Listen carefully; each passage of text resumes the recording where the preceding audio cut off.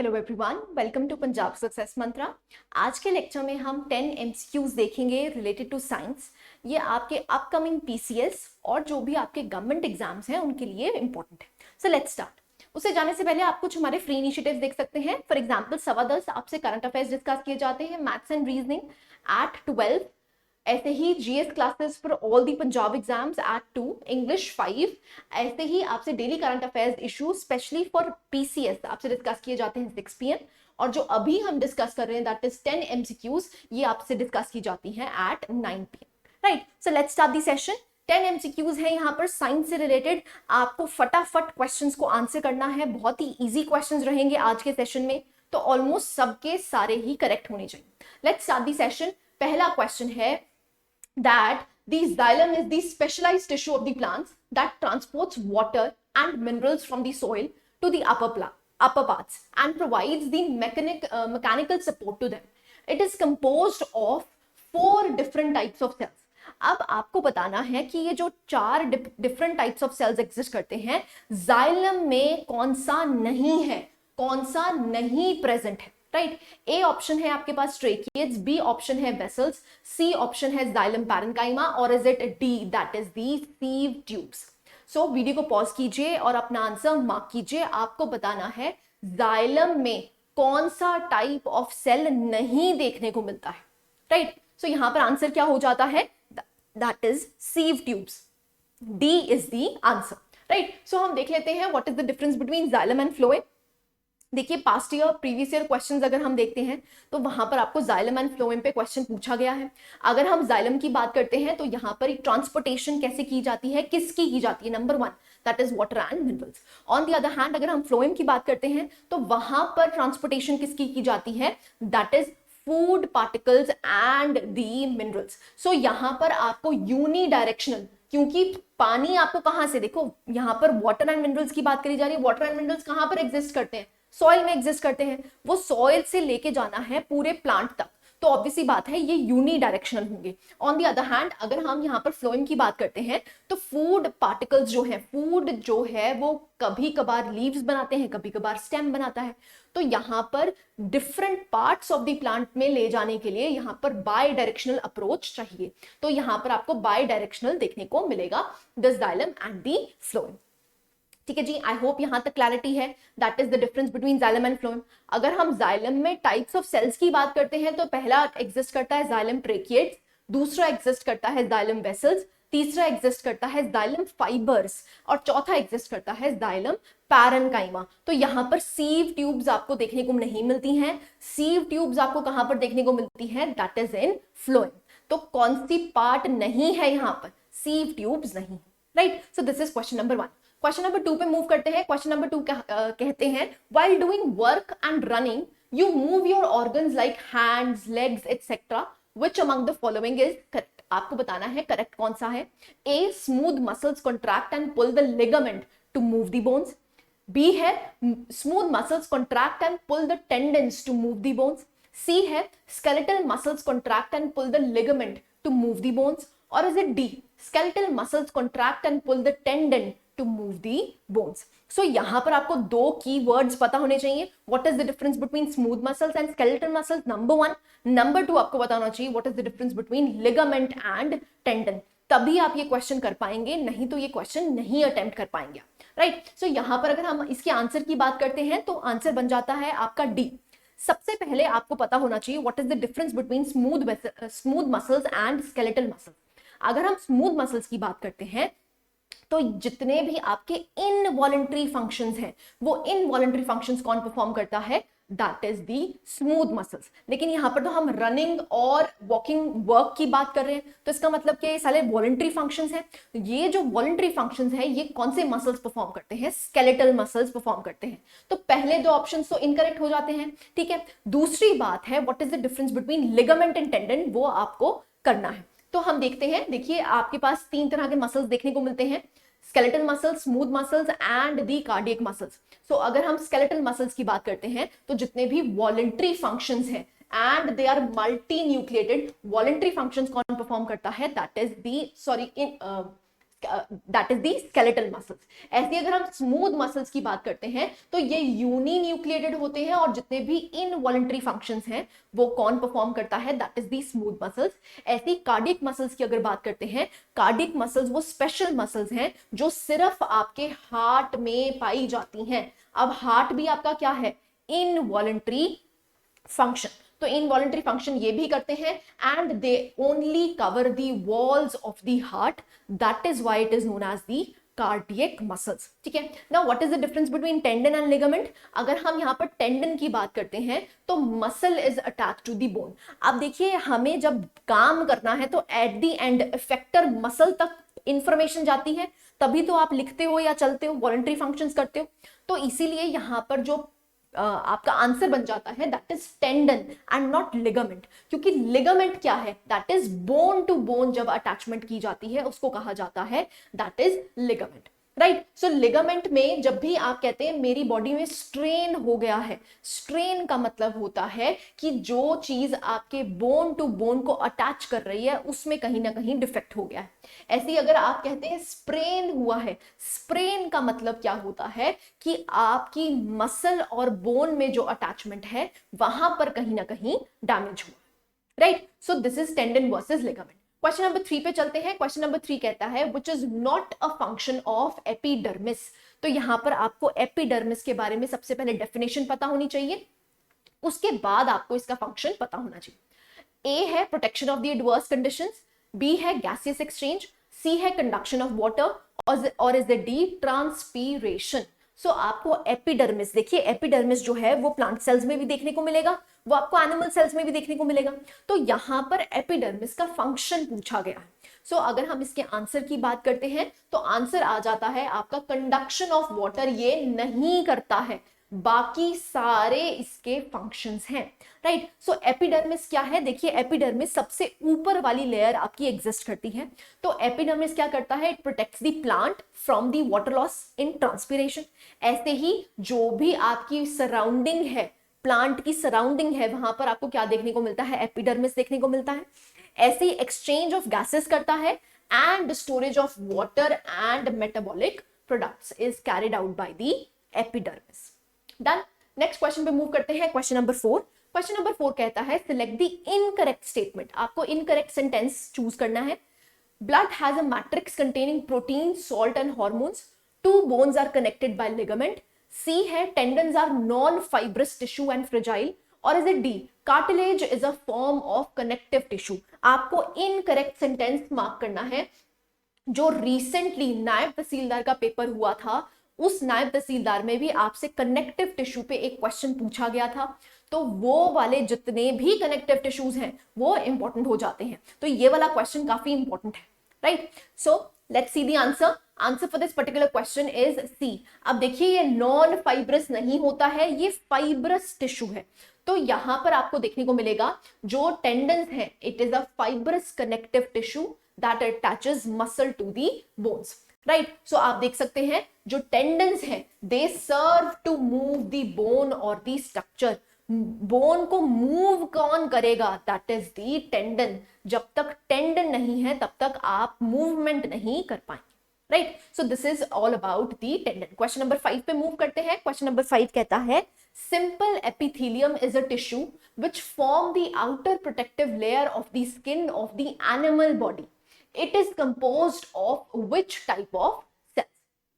तो A है hardened and provide support to organs, B है continuously diving to provide to form an organ, C है cemented directly to one another to form an irregular layer, or is it D loosely connected to one another to form an irregular layer? अब देखिए again simple epithelium पे question है। देखिए epithelium बहुत से प्रकार के देखने को मिलते हैं, सिंपल एपिथेलियम, कॉम्प्लेक्स एपिथेलियम, दोनों के बारे में आपको डिफरेंस पता होना चाहिए क्योंकि आपकी एनसीईआरटी का क्वेश्चन है। तो एनसीईआरटी क्लास 9th में ये आपसे पूछा गया था, राइट। सो हम देखते हैं इसका आंसर। आंसर बन जाता है सी। तो यहां पर they are directly cemented to one another to form an irregular layer. क्यों? क्योंकि यहां पर हम किसकी बात कर रहे हैं, सिंपल एपिथेलियम की बात कर रहे हैं। तो हम डिफरेंस देख लेते हैं, what is the difference between simple epithelium and complex epithelium. तो सिंपल एपिथेलियम के बहुत से टाइप्स एग्जिस्ट करते हुए दिखते हैं, जो स्क्वैमस एपिथेलियम है, ये इसी का एक टाइप है। ऐसे ही क्यूबॉइडल एपिथेलियम है, वो भी इसका एक टाइप है। ऐसे ही आपके पास कोलमनर एपिथेलियम देखने को मिलता है। तो यहाँ पर सिंगल लेयर ऑफ सेल्स होते हैं, तभी इसको क्या कहा जाता है, सिंपल एपिथेलियम। अब पहला है स्क्वैमस। स्क्वैमस का मतलब क्या है, यहां पर आपको थिन लेयर देखने को मिलेगी, जिन सेल्स की शेप क्या होगी, स्क्वायर होगी, तभी ये स्क्वैमस बन जाते हैं। ऐसे क्यूबॉइडल, ऐसे ही कोलमनर। तो ये तीनों टाइप्स किसके हैं, सिंपल एपिथेलियम के हैं। ऐसे ही अगर सिंपल एपिथेलियम और कॉम्प्लेक्स एपिथेलियम में हम डिफरेंस देखने की बात करते हैं, तो सिंगल लेयर कहां पर एग्जिस्ट करता है, सिंपल एपिथेलियम में, और यहां पर आपको more than one layer of cells देखने को मिलेंगे, जिनको हम कहते हैं कंपाउंड एपिथेलियम या फिर कॉम्प्लेक्स एपिथेलियम। ठीक है, आई होप यहां तक क्लैरिटी है। That is the major difference between simple epithelium and compound epithelium. Done. Next question में मूव करते हैं, क्वेश्चन नंबर 6। क्वेश्चन नंबर 6 कहता है, choose the option that best describes the characteristics of the kingdom to which the mushroom belongs. Now this question is very important, क्योंकि again 9th class के NCERT से लिया गया question है। ऐसे ही आपको प्रीवियस ईयर क्वेश्चंस में काफी ज्यादा क्वेश्चंस आपको किंगडम और फाइलम से देखने को मिलते हैं। तो यहां पर आपसे कैरेक्टरिस्टिक्स पूछी हैं, किसकी, मशरूम की, राइट। सो पहला है यूनिसेलुलर प्रोकैरियोटिक ऑर्गेनिज्म, बी है saprophytic eukaryotic multicellular organism, C है आपका यूनिसेलुलर यूकैरियोटिक ऑर्गेनिज्म, और is it D autotrophic eukaryotic organisms. आपको बताना है it which one of the following best describes the characteristics, right. So यहां पर आपका आंसर बन जाता है that is B saprophytic eukaryotic multicellular organisms. देखिए सैप्रोफिटिक का मतलब क्या होता है, जो अपने खाने के लिए डेड ऑर्गेनिजम्स पे एग्जिस्ट करते हैं, किसी और पे एग्जिस्ट करते हैं, दे आर सैप्रोफिटिक। अब यूकैरियोटिक का मतलब क्या होता है, जिनका जो न्यूक्लियर मेम्ब्रेन है वो वेल डिफाइंड होता है। तो आपको जो मशरूम की फैमिली से सबसे पहले आपको दिमाग में क्या आना चाहिए, that they are saprophytic in nature, right, and they are multicellular organisms. So अब देखिए आपको बेस्ट डिस्क्राइब करता हुआ बताना है, इसलिए आपका ऑप्शन बी जो है वो करेक्ट हो जाता है। डन। नेक्स्ट क्वेश्चन पे मूव करते हैं, क्वेश्चन नंबर 7। क्वेश्चन नंबर 7 कहता है, which of the following statements is incorrect. Again आपसे इनकरेक्ट स्टेटमेंट पूछा है, क्वेश्चन को ध्यान से पढ़िएगा। Aves are warm blooded egg laying animals and have 4 chambered heart. B है aves have feather covered body, 4 limbs are modified as wings and breathe through lungs. C है most of the mammals are viviparous. D है fishes, amphibians and reptiles are oviparous. आपको बताना है इसमें से incorrect कौन सा है। अगेन देखिए ये क्वेश्चन काफी इंपॉर्टेंट हो जाता है, अगर आप प्रीवियस ईयर पेपर्स देखते हैं तो इसमें से काफी क्वेश्चंस पूछे गए हैं। सो यहां पर आंसर बन जाता है आपका D, fishes, amphibians and reptiles are oviparous बताया गया है। अब हम सब में ही डिफरेंस देख लेते हैं। देखिए वर्टिब्राटा का आपके पास चार्ट एग्जिस्ट करता है। सबसे पहले आपके पास पाइसेस एग्जिस्ट करते हैं। अब पाइसेस जो हैं वो होती हैं फिश, तो these are cold blooded animals, जिनके पास गिल्स देखने को मिलते हैं, और इनके पास जो एक्सोस्केलेटन मतलब जो बाहर की कवरिंग है वो कैसी होती है, slimy, and they have scales, right. तो यहां पर आपको 2 चेम्बर्ड हार्ट देखने को मिलता है, और इनकी मूवमेंट किसकी वजह से होती है, फिन्स की वजह से होती है। ऐसे ही अगर हम एम्फीबिया की बात करते हैं तो ये टेरेस्ट्रियल इकोसिस्टम में भी रह सकते हैं और एक्वाटिक इकोसिस्टम में भी रह सकते हैं। तो यहां पर अगेन आपको गिल्स और लंग्स दोनों ही देखने को मिलेंगे। These are also cold blooded animals. Cold blooded animals वो एनिमल्स होते हैं जो अपना टेम्परेचर रेगुलेट नहीं कर सकते, राइट। सो यहां पर 3 चेम्बर्ड हार्ट देखने को मिल रहा है, और इनकी मूवमेंट कैसे होती है, लिम्स। और एक और कैरेक्टरिस्टिक फीचर है, they have webbed feet. Webbed feet का मतलब होता है फिंगर्स के बीच में आपको स्किन देखने को मिलती है, जिसकी वजह से जब उनको स्विम करना होता है उसमें आसानी रहे, तो इसीलिए दे हैव वेब्ड फीट। ऐसे ही अगर हम रेप्टिलिया, एवीज और मैमल्स की बात करते हैं तो ये जो है एवीज और मैमल्स वार्म ब्लडेड एनिमल है जो अपने टेम्परेचर को रेगुलेट कर सकते हैं। रेप्टिलिया जो है वो कोल्ड ब्लडेड एनिमल है। अगर हम रेप्टिलिया की बात करते हैं तो यहाँ पर 3 चेम्बर्स एग्जिस्ट करते हैं, लेकिन एवीज और मैमल्स में आपको 4 चेम्बर्ड हार्ट देखने को मिलेगा। राइट। सो यहाँ पर विंग्स होते हैं, एवीज मतलब बर्ड्स, तो यहाँ पर आपको विंग्स और लिम्स दोनों देखने को मिलते हैं, मैमल्स में आपको लिम्स देखने को मिलते हैं। अब दूसरा डिफरेंस हमने क्या था, ओवी पैरस एंड वीवी पैरस। देखिए ओवी पैरस वो एनिमल्स होते हैं जो एग्स को ले करते हैं, ऐसे ही वीवी पैरस वो होते हैं that give birth to young ones. So आपसे क्वेश्चन पूछा गया था कि ओवी पैरस और वीवी पैरस कौन से होते हैं, तो आप देख सकते हैं दीज आर वीवी पैरस। कुछ ओवी पैरस होते हैं और कुछ वीवी पैरस भी होते हैं, जैसे लिजर्ड, स्नेक, ये सारे क्या हैं, they are viviparous. On the other hand अगर हम मैमल्स की बात करते हैं तो ये भी क्या है, वीवी पैरस, मतलब they give birth to young ones. Done. So these हमने एक बार इस सारे ही टेबल को हमने रिवाइज कर लिया क्योंकि ये टेबल ही काफी ज्यादा इंपॉर्टेंट है, राइट। सो की कैरेक्टरिस्टिक्स आपको सबके पता होनी चाहिए। डन। नेक्स्ट चलते हैं क्वेश्चन नंबर 8। क्वेश्चन नंबर 8 कहता है the taxonomic hierarchy family comes between what of the following. First है क्लास एंड ऑर्डर, बी है that is order and genus, C है genus and species, or is it D that is division and class. अब देखिए family कहां पर उस chronology में कहां पर आता है वो क्वेश्चन पूछा गया। सो यहाँ पर आंसर बन जाता है आपका B that is order and genus. अब देखिए ये वाला जो क्रोनोलॉजी है आप इसको याद कर लीजिए, क्यों, क्योंकि अगेन 9th क्लास की एनसीईआरटी में गिवन है तो इसीलिए ये इंपॉर्टेंट हो जाता है। तो सबसे पहले आपका किंगडम एग्जिस्ट करता है, किंगडम के अंदर फाइलम, फाइलम के अंदर क्लास, क्लास के अंदर ऑर्डर, ऑर्डर के बाद फैमिली, फैमिली के बाद दी जीनस, और last one is the species. So आपके सबसे पहले किंगडम्स, फिर फाइलम, फिर class, order, family, genus and species. So आप कोई निमोनिक बना सकते हैं जिससे आपको ये याद रहे, तो आप लिख सकते हैं KPCOFGS। ठीक है जी। नेक्स्ट क्वेश्चन नंबर 9 आता है। क्वेश्चन नंबर 9 देखते हैं। क्वेश्चन नंबर 9 बहुत ही सिंपल है। Rutherford's alpha particle scattering experiment resulted in the discovery of which of the following, A electron, B proton, C nucleus in the atom, or is it D atomic mass. So Rutherford ने जो alpha रे experiment किया था, again ये आपका काफी important बन जाता है केमिस्ट्री के पॉइंट ऑफ व्यू से। सो आपको बताना है कि जब रदरफोर्ड ने अल्फा रे एक्सपेरिमेंट किया था तो उसने डिस्कवर क्या किया था, राइट। सो वीडियो को पॉज कीजिए और अपना आंसर मार्क कीजिए। Okay, so answer for this particular question is atomic mass. Rather इसको कहा भी क्या जाता है, Rutherford alpha particle scattering atomic mass experiment. So यहाँ पर एटॉमिक मास देखा गया था, तो इन्होंने क्या कहा था, जब रदरफोर्ड ने अपने अल्फा रे पार्टिकल्स को बम्बार्ड किया था ऑन दी गोल्ड फॉइल, तो वहां पर उन्होंने देखा था कि कुछ चीजें जो हैं, कुछ जो रेज हैं वो बिल्कुल रिबाउंड होके आ रही हैं। अब अल्फा पार्टिकल्स खुद में क्या होते हैं, पॉजिटिवली चार्ज होते हैं, तो उनको वहां से पता चला कि सेंटर में कुछ ना कुछ भारी भरकम पॉजिटिव चार्ज है, जिनको उसने नाम क्या दिया, that is the atomic mass. So यहां पर एक सेंट्रल कोर एग्जिस्ट करता है जहां पर which has nearly the whole mass of that atom is concentrated। तो यहां पर आपको काफी बड़ा मास देखने को मिलता है। ठीक है जी। नेक्स्ट क्वेश्चन पे मूव करते हैं, last question for the day. What prevents an atom from being collapsed?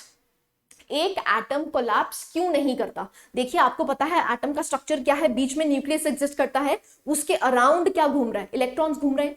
तो आपसे क्वेश्चन ये पूछा गया है कि जब ये इलेक्ट्रॉन्स घूम रहे हैं तो एक टाइम तो ऐसा आना चाहिए, क्योंकि ऑब्वियस सी बात है एनर्जी लूज करेगा।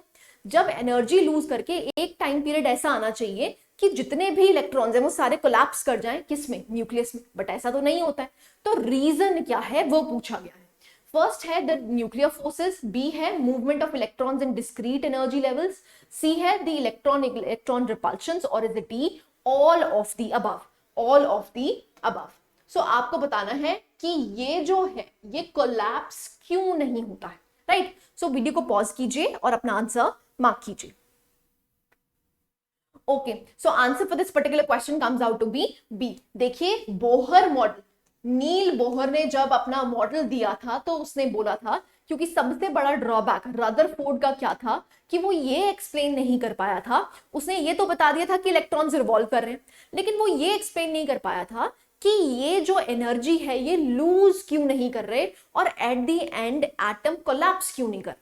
जब नील बोहर आया तो बोहर ने जब यहाँ पर अपने एक्सपेरिमेंट को शो किया तो उसने कहा कि ये आम एनर्जी लेवल्स नहीं है, these are discrete energy levels, जिसमें जितनी एनर्जी लूज करी जाती है उतनी एनर्जी गेन भी हो जाती है, जिसकी वजह से जो इलेक्ट्रॉन्स हैं वो लगातार आसपास घूमते रहते हैं, राइट। सो यहां पर ऑप्शन क्या बन जाता है, because they have electrons in the discrete energy levels, right. So this is the session जहां पर हमने 10 क्वेश्चंस को डिस्कस किया। I hope you like the lecture. Thank you very much.